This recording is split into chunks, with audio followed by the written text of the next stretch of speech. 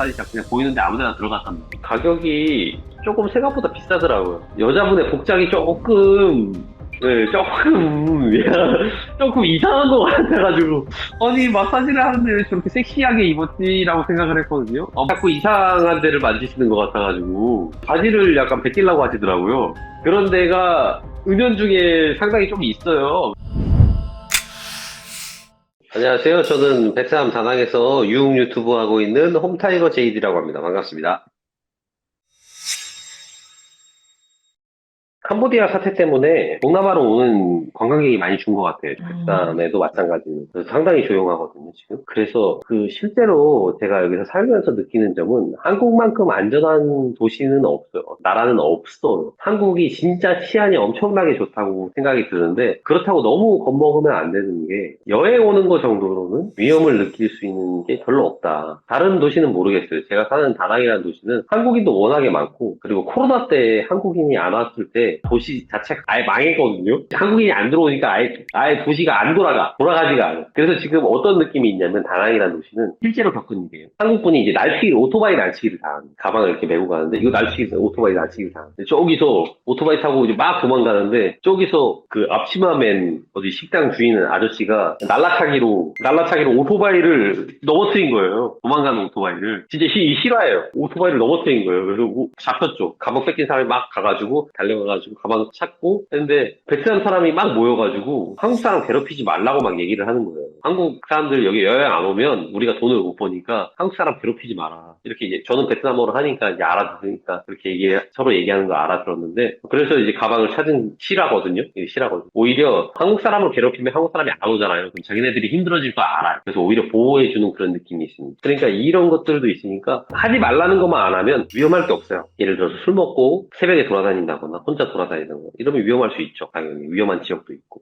하지 말라는 것만 안 하면 특별히 위험할 거 없어요. 베트남은 태국이나 필리핀, 캄보디아는 모르겠어요. 베트남은 그렇게 위험할 건 없으니까 그거에 대해서 너무 걱정하지 않고 놀러 오셨으면 좋겠어요. 제가 베트남 다니기 시작한 지 9년 넘었거든요. 동남아 다니기 시작한 지 9년 넘었거든요. 네. 단 한 번도 없었습니다. 단 한 번도 없었어요. 비자로만 봤거든요. 근데 베트남에서 여러분이 생각하시는 것보다 조금 수준이 떨어지는 그런 업체들이 조금 있긴 있어요. 제가 베트남에서 보다 보면 한국은 좀 발달된 사회다 보니까 한국에서만 계신 분들은 놀라울 정도로 좀 품질이 떨어지는 상품이나 품질이 떨어지는 이런 것들이 베트남에는 존재를 하거든요.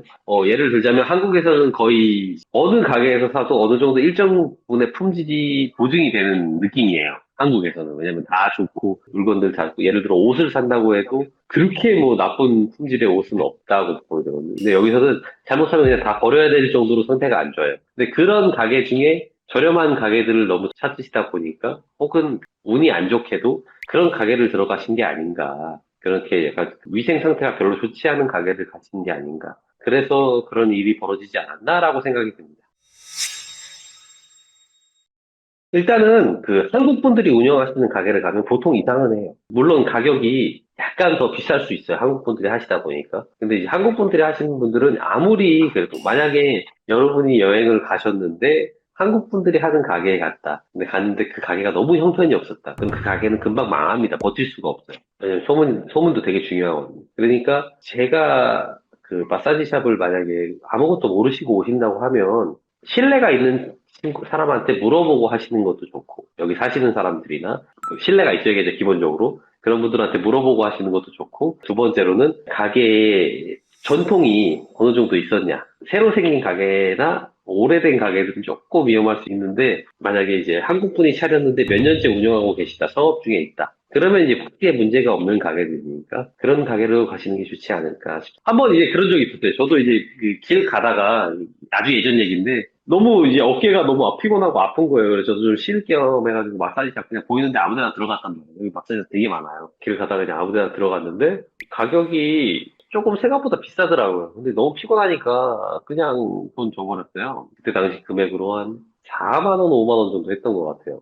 4만 5만 원 그냥 주고 2시간 받겠다 하고 들어갔는데 여자분의 복장이 조금 네, 조금, 조금 이상한 것 같아가지고, 아니, 마사지를 하는데 왜 저렇게 섹시하게 입었지라고 생각을 했거든요. 물론 이제 뭐 되게 아름답거나 그러지는 않았습니다. 그런데, 그럴 수도 있겠다. 베트남 친구들은 원래 섹시하게 입으니까, 베트남 사람들은 약간 좀 노출 되게 한국 분들보다 좀 과감하거든요. 그럴 수도 있겠다. 근데 봤는데, 딱 자꾸 이상한 데를 만지시는 것 같아가지고, 하지 말라고 하는데 바지를 약간 벗기려고 하시더라고요. 바지를 자꾸 이렇게 그래서 이상한 데인지 몰랐다 하고 이제 나온 적이 있었는데, 그런 거를 좀 잘 구분하고 가시는 게, 내가 원치 않는데 그런데, 물론 원하시는 분도 있을 것 같은데, 원치 않는데 그런 데 가면 상당히 불쾌할 수 있잖아요? 제가 그죠? 지금 그랬거든요. 원치 않았는데 자꾸 바지를 벗기려고 그래가지고 상당히 불쾌했거든요. 그래서 그런 데가 은연중에 상당히 좀 있어요. 그래서 그런 데를 잘 구분하고 가시는 게 가장 포인트가 아닐까 생각합니다. 일반인으로서는 파악하기 어렵습니다. 예, 직원들 복장으로 알 수 있죠. 근데 겉에서는 몰라요. 왜냐면 아, 안내해주는 사람들이 이렇게 입고 있지는 않으니까. 방에 들어가서 누워있는데, 마사지 받으려고 누워있는데 들어오는 여자애들이 조금 약간 그런 거거든요. 그래서 이제 일반인들은 알아보기가 쉽지가 않아요. 들어갔는데 갑자기 그래 버리니까 좀 상당히 당황스러운데, 그거는 쉽지가 않습니다. 너무 싼 데 찾으시지 마시고, 그리고 후기가 많은 그런 데로 가시는 게 좋을 것 같고, 후기도 요즘에는 애들이 얇아가지고, 구글맵 후기도 좀 조작을 많이 하거든요. 그래서 그런 구글맵보다는 신뢰할 수 있는 사이트, 혹은 신뢰할 수 있는 사람한테 추천받아서 가시는 게 좋을 것 같다라고 말씀드리고 싶습니다.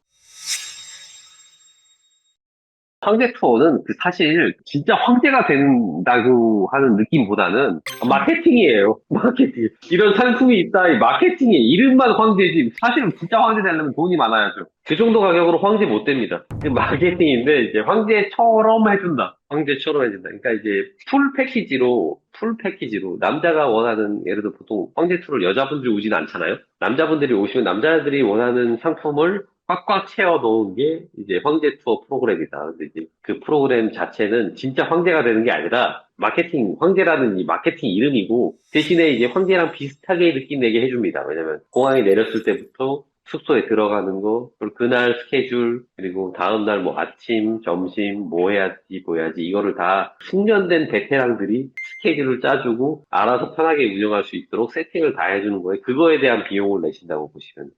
물론 이제, 근데 제가 여기 지금 베트남에서 느끼는 건데, 그 황제 투어를 운영하시는 회사들도 서로 경쟁이거든요? 가격이 너무나 쳐져져 있어요. 근데 이 가격에는 황제가 될 수 없어요, 제 생각에는. 음, 아무리 그 마케팅이라도 이 정도 가격에 무슨 황제 투어를, 이게 말도 안 되는 가격이거든요? 그리고 너무 경쟁이 치열하다 보니까 이 황제 투어라는 타이틀이 좀 되게 무색할 정도로 서비스 품질이 나빠지고 있으니까 제대로 된 데 가셔가지고 이용하시는 게 차라리 좀 비싸도 괜찮은데 이용하시는 게 좋고요. 그리고 황제 투어 입금하시면 사기치는 사기 엄청 많아요. 조심하세요. 네, 있어요. 여기선 불법이 아니니까요. 가서 보세요. 우리 솔직해집시다. 남자가 여행 와가지고 여자랑 술도 먹을 수 있는 거지 뭘 그거 가지고 뭘 그래. 네, 그 프로그램 다 들어가 있는 거죠. 그쵸. 가가지고 여자랑 술 먹는 거 프로그램 되어 있습니다. 그게 황제죠. 그 이후의 일은 본인들에게 맡기는 거고 둘이서 술 먹는 것까지는 불법이 아니니까 술 먹는 것까지가 이제 그 이후의 일은 서로 뭐 어떻게 될지는 몰라요. 우리는 모르고 그런 식으로 이제 운영이 되고 있는 거예요. 그 이후의 일은 모릅니다. 우리는. 그게 이발소예요. 아, 이것도 황제 이발소라고 해서, 무슨 약간 좀 황제처럼 여자들을 거느리고 막, 예를 들어서 우리 상상 속에서 막, 섹시한 여자들이 막 면도해주고 막 이런 거 같죠? 아니에요. 그냥 베트남 순진한 처녀가 와가지고, 면도해주고, 머리 감겨주고, 이게 황제 이발소예요. 있는데, 이제 그것도 다 마케팅, 마케팅, 다 마케팅. 실제로 그렇지 않아요. 가보면 보통 그런 영상에 나오는 친구들은 그 가게에서 가장 에이스, 가장 예쁜 친구. 근데 그런 데서 일하는 친구들도 예쁘거든요. 예쁜 친구들이 있어요. 그런 친구들로 이제 촬영을 하거나 아니면 모델을 섭외하는 경우도 이런 얘기 하면 안 되나? 유튜버들이 싫어하나? 모르겠어요. 그냥 얘기할게요. 모델을 섭외하는 경우도 있어요. 실제로 그 친구가 근무하는 친구가 아닌데 예쁜 친구를 섭외해가지고 약간 섹시한 모델을 해가지고 손님들을 오게 만드는 마케팅이에요. 다. 좋아. 우리나라 똑같아요. 우리나라도 클럽 같은데 혹은 뭐바 같은데 혹은 사람들이 오게 하려고 아니면 뭐 양양이라든가 뭐 이런 데 있잖아요. 사람들이 오게 하려고 사진 찍은 거 다 보정하고 다 예쁘고 다 핫한 애들만 있을 것 같죠. 아니 실제로 가봐 아닌 애들은 훨씬 많아. 똑같아 여기도 똑같아. 다 마케팅이야. 여기 뭐 헌데 이발소 가면 뭐 새끼 쭉쭉빵빵한 미녀들 있을 것 같아. 아니에요. 아줌마들이 해주는 경우도 많아요. 제가 아까 마사지 말씀드렸는데 조금 비싼 마사지 샵 가셨을 때 제가 약간 당황스러운 일을 겪었다고 했잖아요. 여기도 약간 그 이발소인데 약간 그 서비스가 가미된 이발소가 있을 수 있어요. 저도 모르겠어요. 있다고는 들었어요. 네, 실제로 시켜줍니다. 남자 이제 가게에서 팬티를 줘요. 그래서 그 팬티를 입으면 물에 젖지도 않고 속이 비치지도 않은 팬티를 줘요. 수영복을 입고 이제 서비스를 받는다고 생각하시면 돼요. 근데 이제 제가 촬영한 영상들은 다른 데는 모르겠어요. 이제 다른 유튜버들도 걸려 있고 이제 다른 분들도 있으니까 그분들은 이제 그분들만의 세계가 있는 거예요. 제가 촬영한 데는 불법적인 불건전 마사지 뭐 이런 업소는 아닙니다. 건전. 그냥 그 이 친구들은 등 뭐 이제 몸만 씻겨주는 거, 때밀이를 해주는 거고, 우리 목욕탕 가면 세신사 있잖아요. 세신사가 해주는 건데, 베트남이다 보니까 여자애들이 해주는 거고, 이제 중요 부분을 씻을 때 나갑니다. 나가요. 그럼 내가 씻어야 돼요, 거기는. 샤워하는데 안 씻을 수는 없잖아요. 거기는 이제 내가 하고, 나 옷 다 입고 들어오세요 하면 이제 머리 말려주고 나가는 거. 이상한데 얘기도 말씀드릴 수 있는데, 그거는 말하면 말할 수 없잖아요. 이상한데도 말해드릴 수 있죠. 이런 시스템에 이상한 데도 있는데, 어딘지는 말씀을 못 드리고, 조금 더 서비스가 추가된 가게다라고 생각하시면 됩니다. 여기까지만 말해야겠네. 조금 더 과감한 서비스가 추가된 가게다. 우리나라처럼 이 선이라는 게 있잖아요. 어디가 넘어가면 된다, 안 된다. 베트남은 이게 이제 없어요. 그냥 조금 더 서비스가 더 들어가고, 더 들어가고, 안 들어가고, 안 들어가고, 이렇게만 생각을 하지, 그게 뭐 나쁘다고 그렇게 생각을 안 합니다. 근데 이제 완전히 이제 그쪽으로 가게 되면, 그건 이제 여기서도 불법이죠. 말하기가 좀 어렵네요. 민감한 부분이라. 그런 얘기를 해드리고 싶네요. 지금 갑자기 생각나는 건데, 마사지샵 친구들도 이제 어린 친구들 많아요. 18, 막 20살, 뭐 이런 친구들 많단 말이에요. 외모도 좀 괜찮은 친구들도 많아요. 마사지. 베트남 다낭에는 외모도 경쟁력이기 때문에 그것도 이제 돈벌이로 이용을 한단 말이죠. 아까 말씀드렸죠. 25살 넘어가면 태물이라고. 그래서 마사지샵 친구들도 어릴수록 선호해요. 왜냐면 그래야 손님들이 좋아하니까. 보통 돈 쓰는 건 남자들이고. 그런데 이제 젊은 친구들이 이제 우리나라 이제 20대 후반, 30대 초반 친구들 얼마나 혈기왕성합니까? 근데 마사지 받다가 눈이 맞는 경우가 있거든요. 마사지샵 갔는데 마사지샵 애한테 이제 젊은 남자애가 마사지 받다가 갑자기 손을 붙잡고 인스타그램 알려줘. 페이스북 아이디 알려줄래? 이렇게 해서 연락해갖고 근데 또 웃긴 게 여자애들이 카카오톡이 있어. 베트남 여자애들이 막 카카오톡이 있어. 그러면 이제 카카오톡으로 연락을 막 하는 거예요. 그래서 그날 저녁에 술 먹고 이제 뭐 커플 되고 막 이런 경우가 많아요. 아까 말씀드렸다시피 당연히 한국 남자에 대한 수요가 있고 베트남 여자들은 한국 남자들을 좀 매력적인 카드로 보는 거고 그리고 이제 한국 남자들도 당연히 베트남 여자가 어리고 예쁘니까 수요가 있단 말이에요. 근데 또 한 번 말씀드렸죠. 보이지 않는 벽이 있잖아요. 연애를 시작하고 좀간 뭔가 이제 진지한 관계가 되려면 그 벽을 넘어서야 돼요. 근데 관광객은 그 벽을 넘어서는 것 자체가 조금 어렵습니다. 그래서 진지한 연애까지는 좀 연결이 안 되고 그날 노는 정도, 그날 같이 노는 정도, 그 정도는 이제 쉽다. 보통은 한 40만 원 정도, 한 2만 원 정도? 예, 한 60분, 90분 해가지고 한 2만 원 정도? 한국 돈으로. 예. 가격이 좀 저렴한 대신에, 여기도 이제 다 모든 것은 시장 경제의 원칙인데, 워낙에 이제 마사지 샵으로, 베트남 오시면 다 마사지 받으려고 하시잖아요. 베트남 여행 오신다고 하면 마사지 받으실 거잖아요. 그러다 보니까 이제 마사지 샵이 상당히 많아요. 그러다 보니까 이제 경쟁 관계도 많고, 또 이제 한국인 사장님이 계신 분도 있고, 뭐 베트남 사장님이 하시는 분들도 있다 보니까, 가격 경쟁 같은 게 시에서 뭐 그렇게 비싸지는 않은 것 같아요. 제 생각인데, 생각인데. 근데 이제 베트남 사람 입장에서는 조금 비싸다고 생각할 수 있겠지만, 한국인 입장에서는 전혀 부담되는 가격이 아니기 때문에, 그래서 뭐 저는 마사지 상당히 베트남에서 괜찮다고 생각하고요. 그리고 가격도 적당하다고 봅니다. 그래서 저도 일주일에 한 번 정도 받아요. 베트남 마사지 업체가 상당히 많다 보니까 별별 게 다 있어요. 예를 들어서 한국에서는 그 보통 중국 마사지가 많이 있잖아요. 중국 마사지가. 중국식 스타일의 마사지가 많이 있잖아요. 여기는 이제 마사지 샵을 가면 내가 타이식으로 받을 건지, 태국식으로 받을 건지, 아니면 뭐, 중국식으로 받을 건지, 그런 게 메뉴 코스에 다 있어요. 뭐, 아로마 마사지라든가, 뭐 이런 게 조금 더 세분화되어 있고, 발달되어 있는 것 같다. 그리고 이제 핫스톤 마사지라고, 뜨거운 돌로 이용해서 마사지하는 것도 상당히 유명하거든요. 그래서 그런 마사지가 있다 보니까 한국보다는 아무래도 그 가격도 저렴하고 마사지 자체도 상당히 발달되어 있다. 이렇게 생각됩니다.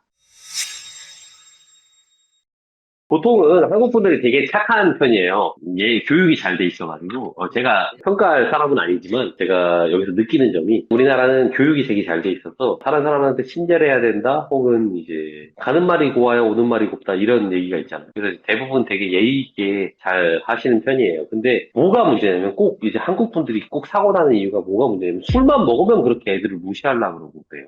베트남 사람 친구들을 술만 먹으면 혹은 내가 돈을 이만큼 썼는데 술집 가가지고 내가 돈을 이만큼 썼는데 니들이 이제 뭐 이렇게 한다. 근데 그게 아니 베트남 친구들도 돈 많은 친구들 많아요. 부자들 많아요. 그 비율이 좀 적을 뿐이지 그 부자들이 많습니다. 그래서 절대 무시하면 안 되는데 베트남 사람이라고 무시하는 술 먹고 무시하는 경우 그러다가 사고 나는 경우가 많고 두드려 맞는 경우도 많이 봤어요. 한번 실제로 있었던 일을 말씀드리자면 클럽에 저는 클럽을 자주 가요. 클럽에 갔는데 어떤 한국 사람이 술을 먹고 베트남 남자 얼굴을 이렇게 친 거예요. 베트남 직원 남자애를 술 먹을 그 베트남 남자가 눈이 돌았어요. 너무 열이 받아가지고 눈이 돌아가지고 집단 린치를 당하더라고요. 근데 그렇게 되면 베트남 직원들이 본인 보호해줄 것 같아요. 아니에요. 같이 린치해버려요. 같이 때려버려요. 왜냐면 한국인은 여기서 약자예요. 본인 호미 아니잖아요. 아무리 내가 잘못이 없더라도 베트남 애들이 다 같이 경찰한테 얘기해버리면 내가 나쁜 놈이 되는 거예요. 그래서 어딜 가시든지 너무 무시하거나 선을 넘어버리면 위험할 수 있다. 실제로 한 일주일에 한 번 정도는 얻어터진 한국인 보는 것 같거든요. 일주일에 한 번 정도 봐요. 얻어터진 한국인. 그래서 까불지 말고 하지 말고 친구들 편하게 대해주시고 그리고 놀러 가셔는 진상을 떨지 않아야 합니다. 이 친구들도 한도가 있으셨는데 한도가 있어요. 실제로 구속되신 분들도 많이 봤고 여기서 그리고 블랙리스트 올라가면 베트남 다시는 못 들어오거든요. 그렇게 당하신 분들도 많이 봤어요. 그리고 음주운전.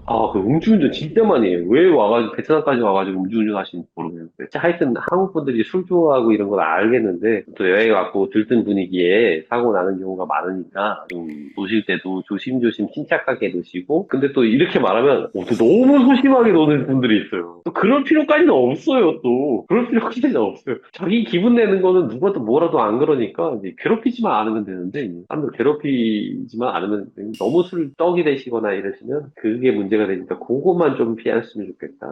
저는 또 유흥 쪽에서 있는 사람이잖아요. 그러다 보니까 술 조절을 잘 못하시는 분들을 좀 이제 저도 두려워요. 같이 술 먹으러 갔는데 조절을 잘 못하시는 분 기분 좋을 정도까지만 먹고 안전하게 귀가하는 걸로 하시는 게 좋습니다.